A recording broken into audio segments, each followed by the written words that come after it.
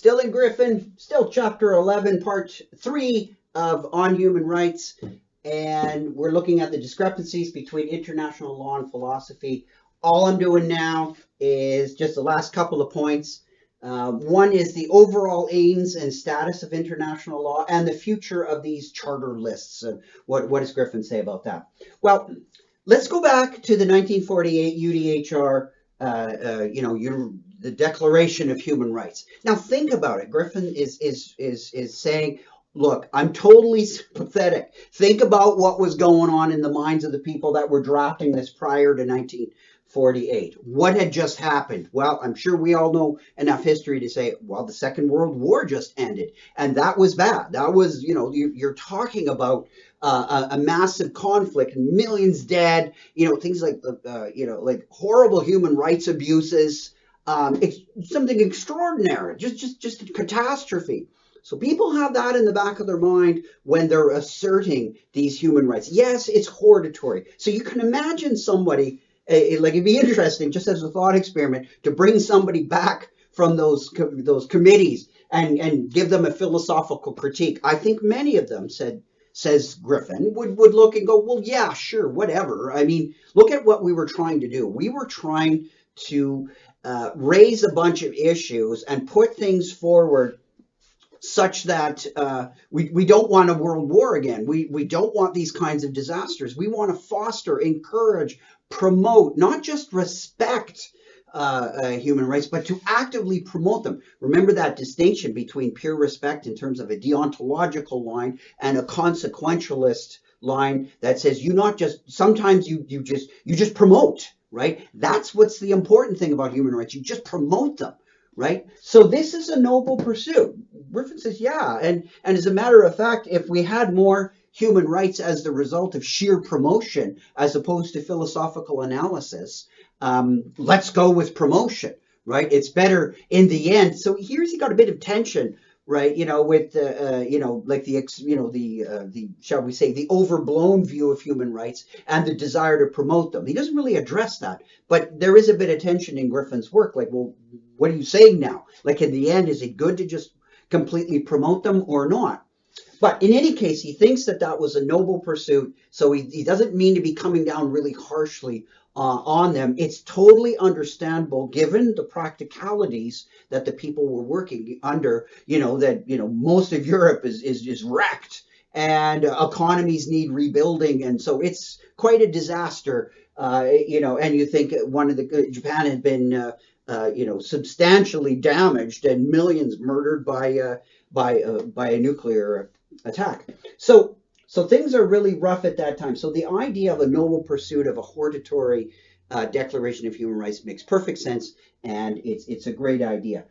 Griffin thinks, though, that be that what it may, that's a good point. But he still thinks that there are lots of people that still don't buy into human rights and still have a very limited or disrespect of them, etc., etc. He thinks that grounding his project, nonetheless, still has merit. It's still important to look at these things, to critique them, to get clearer views, because a philosophical analysis can give human rights more clout. It can give us a more substantive notion, or more colloquially, gives us a thicker, a richer notion of these things. And so when they're challenged, this is the old philosopher's story.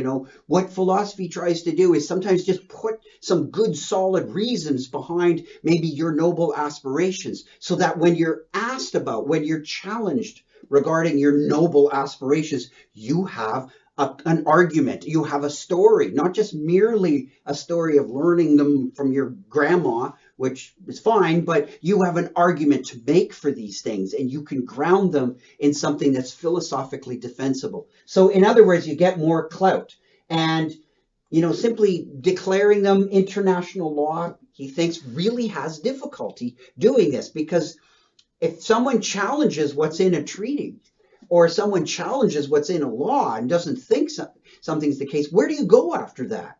There's only, if you just keep citing the law, that's not always going to work, especially when someone disagrees with the law or a term that's in it or thinks it's vague or whatnot. Now, it's not a perfect solution to say, oh, philosophy to the rescue and all will be well. Oh, if only. But nonetheless, it's much better to have a philosophical analysis to prop these things up and secure them and enrich them and give them a story and a background rather than just leaving them at the level of at the hortatory level as the UDHR is. So again, suppose a situation now, think of another one. Law is limited, right? Because it really reflects the past. It's not that great at always anticipating the future. That's why you have judges that argue and think about what is going on in constitutions, and that's why new laws have to be passed. If laws were really great at predicting the future, why do we pass laws all the time? Because situations change. Right. So we have constitutions to help us figure out new laws and adjust and take, the new concrete realities and what laws can we pass that are still in line with old established ideas and in constitutions. But what about situations that come up that demand an HR that's not on a list? And Griffin points out, what about a group of people that wanted to sue the U.S., that the U.S. being a major contributor to global warming was threatening a group of people that live in the north. It was threatening their lifestyle. Their very existence was at stake. And so they figured that they had some sort of human right to a certain kind of existence against what a nation or a country was doing elsewhere on the planet with respect to affecting the atmosphere. That's not in any of these documents, says Griffin. But his point is that there could be new kinds of human rights, which goes back to the thing that philosophy can't anticipate all of these things. Neither can law, but philosophy can help us when we think these things through in coming up with new human rights coupled to the contingencies, and then they eventually can become entrenched in law. So philosophy sort of to the rescue, but it's not the only thing. Basically, philosophy can work with international law is probably a better way to put it. And also, it is one of the, not just the treaties that play an important role, Griffin says, but the statute of the International Court of Justice, Article 38.1, talks about a number of things that go into making decisions and judgments.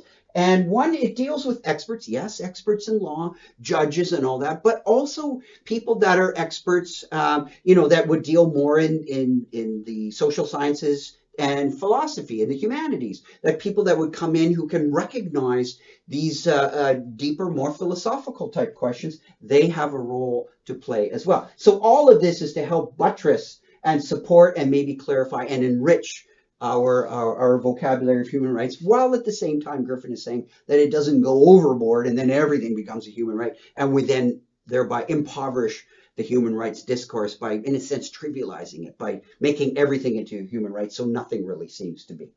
Okay, now some people say that another angle on it, Griffin takes up literally, is, as I mentioned earlier, when he talked about interventionism, remember a couple of videos back, where a nation may have not only the moral permissibility of intervening in the internal affairs of another nation, but actually the moral obligation, like a duty, to go in there and intervene if, let's say, a nation cannot or will not feed its people or something like that, which is sometimes referred to as a type of liberalism in international relations.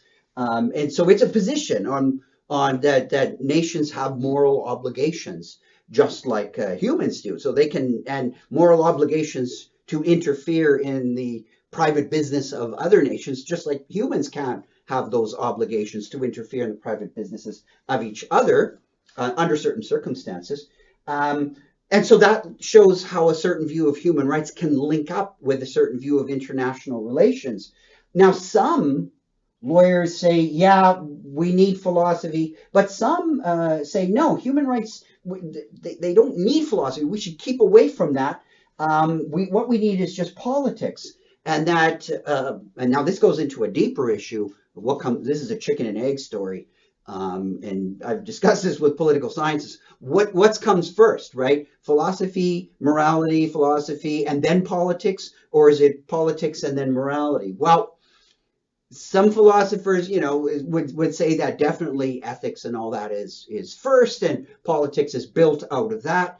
But the realists who take the line that no, no, no, politics is first, and ethics comes afterwards. They can trace that view to one of the great philosophers of history, notably Thomas Hobbes, who thought that the international order was archaic and nations look at each other poised like gladiators, and then may come to certain agreements. But there really isn't a sovereign above the in the international order like there is in the domestic order. The point being is that the two orders are different. And that sort of the position that's been traditionally labeled as realist, sometimes called neo-realism. There's a variety of terms, but the basic idea is that politics comes first. The international order has a kind of anarchy. Maybe some you say it's benevolent, or some people say it's not. Right? There's different views on it, but the order is there. It's different than the domestic order, and ultimately it all runs on nation-state interests. So really, all rights and everything have to refer down to a nation-state's interest. You can't reduce them down to some general kind of notion of ethics. Right? That's a very deep question. I just wanted to bring it up, that Griffin is recognizing an important point, that once we start talking about human rights, we're ultimately going to be touching on certain positions in international relations. How do states relate to one another? And Griffin clearly has, I think arguably, quite clearly, a very liberal notion of how the international system would work. But not everybody agrees with that. Some people say, no, that's actually a certain viewpoint on it, and there are other ways to work at it. But Griffin says in response that if you take this kind of realist line and derive everything out of states' interest, ultimately you're trivializing morality. Well, that could be, depending on what you think of the relationship between politics and morality at the first place. If you think politics before morality is a trivialization of morality, then sure, but that doesn't mean it necessarily is, because Hobbes put politics basically, you could argue, before morality, but I don't think Hobbes trivialized morality. In any case, it's just interesting to see how all these concepts start to link up, or at least they bear on each other. So something to think about when you take a position on human rights and grounding them philosophically and seeing what it leads to in terms of a position you might end up taking on international relations. So there's much more in Griffin you could look at. That's about all I'll say about that. Interesting stuff. The future of international charter lists. I don't think Griffin is entirely clear in what he's on about, but I'm going to lift sort of the big thing that I think is central, is there's a moral pragmatism that kind of links up with this sort of noble pursuit. And that is that it's when we talk about things that have a reasonably good established use in like that's something that is a human right, claim to be a human right, has a good established use, may not be that justifiable, may not work that well when you try and say, well, can you grind it out of the personhood account? Might be kind of debatable, might be unacceptable, maybe, but if it has a well-established use and it's clear and it has some good results, then kind of moral pragmatism kicks in. Like, well, you're probably better off accepting the questionable, maybe even the debatable HRs as real human rights, and just accept the fact that you're probably not going to be able to prove all of it or give a good argument for all of it. So he takes a little bit of a Wittgensteinian line once again, that you may not have throughout all of your human rights, you may not have a central invariant core that runs through all of them that you can say, yeah, that justifies them all, and then trace that back to, let's say, a personhood account. That may not be the case, but that doesn't mean that a lot of things that don't trace back are not good to keep. They're well ordered, they play a nice role in the system, and they have good benefits. So we're not going to toss them out. Okay, so there you go. At the end, he's tried to give us a kind of working model of how philosophy and human rights can work. They have their discrepancies, they have their tensions, philosophy and these kinds of international law and treaties. There's tensions there, but nonetheless, they can be made to work together. And as Griffin said, that's what we really should do. We should get all this together and make it work together as best we can in our pursuit, namely of human rights.